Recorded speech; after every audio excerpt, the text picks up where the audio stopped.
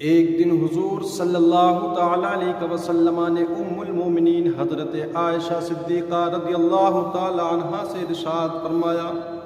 عائشہ مجھے معلوم ہوتا ہے کہ تب جب تم مجھ سے خوش ہوتی ہو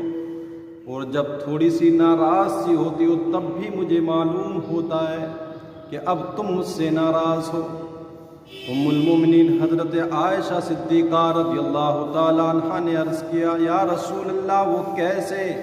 تو حضور نے ارشاد فرمایا، عائشہ جب تم مجھ سے راضی ہوتی ہو، کوئی قسم کھانی ہوتی ہے تو تم کہتی ہو رب محمد کے رب کی قسم، اور جب ناراض سی ہوتی ہو تو کہتی ہو لا و رب ابراہیم، مجھے ابراہیم کے رب کی قسم۔ تو حضرت عائشہ صدیقہ سلام اللہ تعالیٰ علیہا نے عرض کیا، یا رسول اللہ بات تو یہی ہے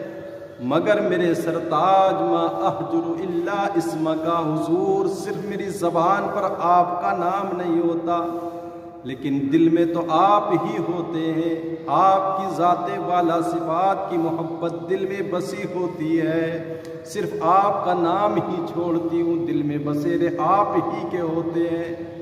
تو اس بات سے پتہ لگا حضور کا ہر عمل تعلیم امت کے لیے ہے، اور ماں باپ یعنی